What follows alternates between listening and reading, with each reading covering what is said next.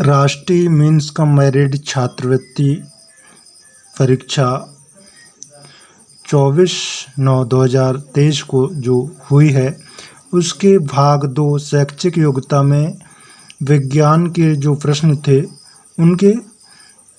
उन प्रश्नों का सही आंसर क्या है इसके बारे में इस वीडियो में देखेंगे। तो प्रश्न 1 है, निम्न में से कौन सा विटामिन आँखों को स्वस्थ रखता है?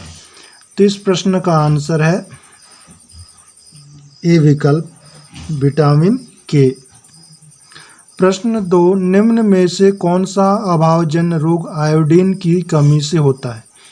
कि आयोडीन की कमी से कौन सा रोग होता है? तो इस प्रश्न का आंसर है ए, घेंघा रोग। प्रश्न 3, वह प्रक्रिया का क्या नाम है जिसके द्वारा कपास से बीजों को हाथ द्वारा पृथक किया जाता है? तो प्रश्न 3 का आंसर ए विकल्प है, ओटना। प्रश्न 4, निम्न में से कौन सा पारभासी पदार्थ का उदाहरण है? थोड़ा बहुत आर पार देखा जा सके। तो इस प्रश्न का आंसर है सी, तेल लगा कागज। प्रश्न 5, पत्ती के उस भाग को क्या कहते हैं जिसके द्वारा वह तने से जुड़ी होती है? तो इस प्रश्न का आंसर है डी, पर्णवृंत। प्रश्न 6, पुष्प के केंद्र में स्थित आंतरिक भाग को क्या कहते हैं? तो पुष्प के केंद्र में स्थित आंतरिक भाग को कहा जाता है स्त्री केसर। तो स्त्री केसर है ए विकल्प पर। तो प्रश्न 6 का आंसर है ए, स्त्री केसर। प्रश्न 7, गर्दन तथा सिर को जोड़ने वाली संधि क्या कहलाती है? तो इस प्रश्न का आंसर है ए विकल्प, धुराग्र संधि।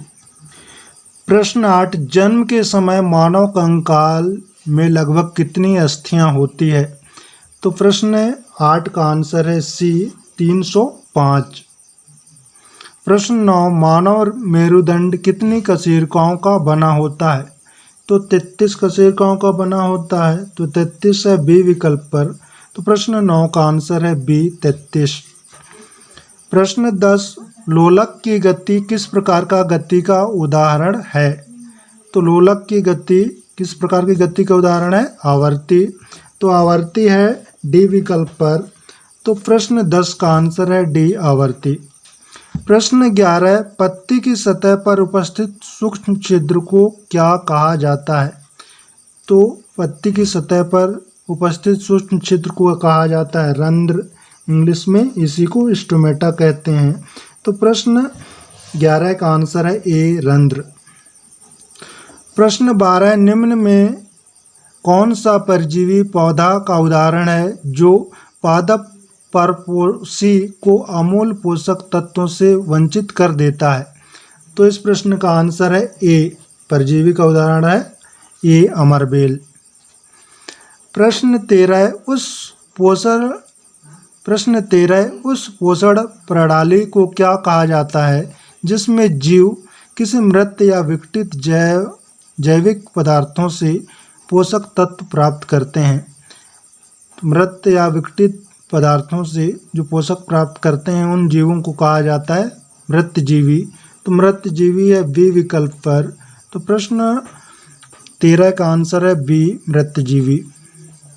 प्रश्न 14, जीवाणु राइजोबियम चना, मटर, मूंग, सेम तथा अन्य फलीदार पादपों की जड़ों में रहकर उसमें किसकी आपूर्ति करते हैं? तो नाइट्रोजन का आपूर्ति करते हैं। तो नाइट्रोजन है सी विकल्प पर। तो प्रश्न 14 का आंसर है सी, नाइट्रोजन। प्रश्न 15, मानव शरीर में छोटी आंत लगभग कितनी लंबी होती है? तो छोटी आंत की लंबाई लगभग होती है 7.5 मीटर। तो इसका आंसर है बी विकल्प, 7.5 मीटर। प्रश्न 15, निम्न में कौन सी मानव शरीर की सबसे बड़ी ग्रंथि है? तो मानव शरीर की सबसे बड़ी ग्रंथि यकृत। तो यकृत है सी विकल्प पर। तो प्रश्न 16 का आंसर है सी, यकृत। प्रश्न 17, रूमिनेट जुगाली करने वाले पशुओं में आमाशय कितने भागों में बटा होता है? तो इसका आंसर है बी विकल्प 3 भागों में। जुगाली करने वाले जानवरों की आमाशय कितने भागों में बटा होता है? 3। तो 3 है बी विकल्प पर। तो प्रश्न 17 का आंसर है बी 3। प्रश्न 18 है, पश्मीना शालें किस पशु के कोमल बालों से बनाई जाती है? तो इसका आंसर है बी विकल्प काश्मीरी बकरी। प्रश्न 19, सभी प्राणियों को किस रूप में समूहीकृत किया गया है? तो इसका आंसर है डी विकल्प परपोषी। प्रश्न 20, मानव शरीर का सामान्य ताप कितना होता है? तो मानव शरीर का सामान्य ताप होता है 37 अंश सेल्सियस। तो 37 अंश सेल्सियस है डी विकल्प पर। तो प्रश्न 20 का आंसर है डी 37 अंश सेल्सियस। प्रश्न 21, एसिटिक अम्ल निम्न में से किस में पाया जाता है? तो एसिटिक अम्ल सिरका में पाया जाता है। तो सिरका है सी विकल्प पर। तो प्रश्न 21 का आंसर है सी सिरका। प्रश्न 22, चींटी के डंक में निम्न में से कौन सा अम्ल पाया जाता है? तो चींटी के डंक में पाया जाता है फार्मिक अम्ल। तो फार्मिक अम्ल है बी विकल्प पर। तो प्रश्न 22 का आंसर है बी फार्मिक अम्ल। प्रश्न 23, बेकिंग सोडा का रासायनिक नाम क्या है? तो बेकिंग सोडा का रासायनिक नाम होता है सोडियम कार्बोनेट। तो सोडियम कार्बोनेट है बी विकल्प पर। तो प्रश्न 23 का आंसर है बी सोडियम कार्बोनेट। प्रश्न 24, कोई मांसाहारी जंतु जिनके शरीर पर धारियां होती है उसके शिकार को पकड़ते समय बहुत तेजी से भागता है, जिसके पाए जाने की संभावना निम्न में से किस क्षेत्र में होती है?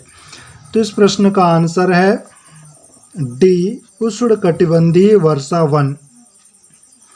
प्रश्न 25, निम्न में से कौन सा विकल्प उष्णकटिबंधीय क्षेत्र का सर्वश्रेष्ठ वर्णन करता है? तो प्रश्न 25 का आंसर है डी गर्म एवं शुष्क। प्रश्न 26, निम्न में कौन सा प्राणी सबसे तेज चाल को प्राप्त कर सकता है? तो चीता है। तो चीता बी विकल्प पर है। तो प्रश्न 26 का आंसर है बी चीता।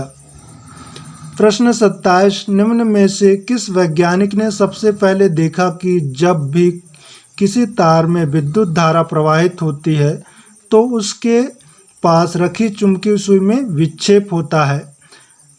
तो प्रश्न 27 का आंसर है सी विकल्प हैंस क्रिश्चियन अरिस्टोड। प्रश्न 28, वाहनों के पार्श्व दर्पणों या साइड मिरर में किस प्रकार के दर्पणों का प्रयोग किया जाता है? तो प्रश्न 28 का आंसर है ए उत्तल दर्पण। प्रश्न 29, बिंब से बड़े साइज का आभासी प्रतिबिंब निम्न में से किसके द्वारा बनाया जा सकता है? तो प्रश्न 29 का आंसर है ए अवतल दर्पण। प्रश्न 30, रोहन अपने प्रतिबिंब को समतल दर्पण में देख रहा है। दर्पण तथा उसके प्रतिबिंब के बीच की दूरी 4 मीटर है। यदि वह दर्पण की ओर 1 मीटर चलता है तो रोहन तथा उसके प्रतिबिंब के बीच की दूरी होगी। तो इसका आंसर है ए विकल्प 3 मीटर। प्रश्न 31, निम्न में से कौन सी एक फसल खरीफ की फसल नहीं है? तो प्रश्न 31 का आंसर है डी चना। प्रश्न 32, निम्न में से कौन सी बीमारियां विषाणुजन्य नहीं है? तो इसका आंसर है डी एंथ्रेक्स।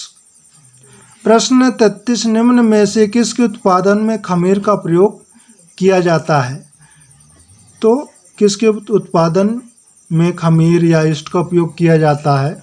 तो इस प्रश्न का आंसर है बी एल्कोहल। प्रश्न 34, संचारी रोगों का सबसे आम वाहक निम्न में से किसको माना जाता है?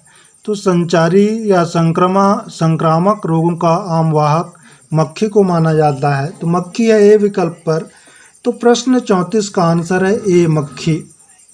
प्रश्न 35 रेयान रेशा किससे प्राप्त किया जाता है? तो रेयान रेशा है लकड़ी की लुगदी से। तो प्रश्न 35 का आंसर है ए।